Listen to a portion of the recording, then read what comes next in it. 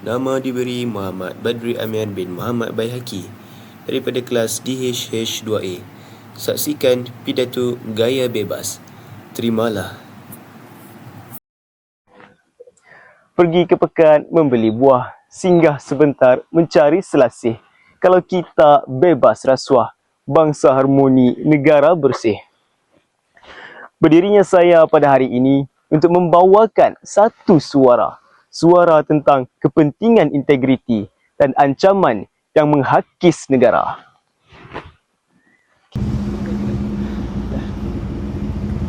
Assalamualaikum, salam sejahtera dan sambutlah salam Malaysia Madani. Izinkan saya mengupas sebuah isu hangat yang berbunyi integriti teras kejayaan, rasuah musuh negara. Integriti bukan hanya sekadar perkataan termaktub di kamus. Ianya membawa maksud kejujuran, amanah dan tanggungjawab.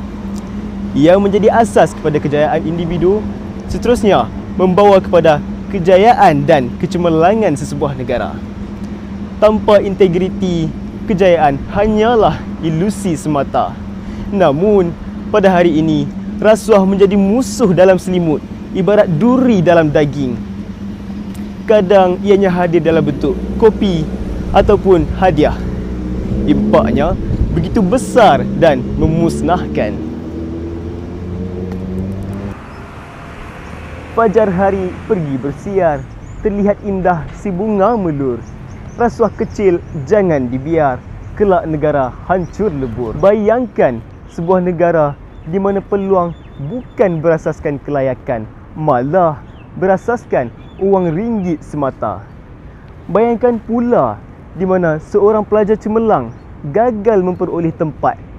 Hal ini kerana dimanipulasi oleh pihak yang mengamalkan rasuah. Adilkah sebegitu? Semestinya tidak. Rasuah menyebabkan jurang bak langit dan bumi terlihat jelas di antara si miskin dan si kaya. Rasuah juga menjadi asbab kebencian dan hilangnya kepercayaan rakyat terhadap pemimpin. Padahnya, ia membantut pembangunan negara. Jalan rosak tidak dibaiki, projek-projek terbengkalai dan rakyat menjadi mangsa. Kawan-kawan, selaku peneraju masa depan, jadilah generasi yang berkata tidak kepada rasuah. Jadilah generasi yang memilih kejujuran meskipun perit. Ingat, negara yang hebat bukan hanya terbentuk dengan kebijaksanaan, tetapi ianya terbentuk dengan mereka yang berintegriti. Akhir kata, marilah sama-sama kita berpegang teguh pada yang benar. Berani kerana benar, berani dan radikal perangi rasuah. Kalau ada sumur di ladang, bolehlah kita menumpang mandi. Kalau kita berlaku terang, semua hidup aman harmoni. SPRM di hati. Sekian, terima kasih.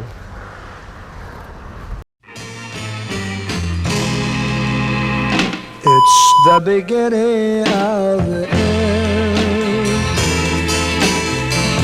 Is where a fellow needs a friend.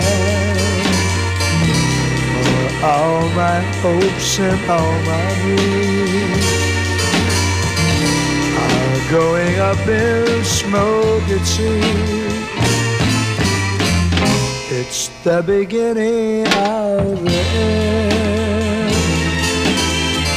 I thought our love would never die, but now it won't be long, I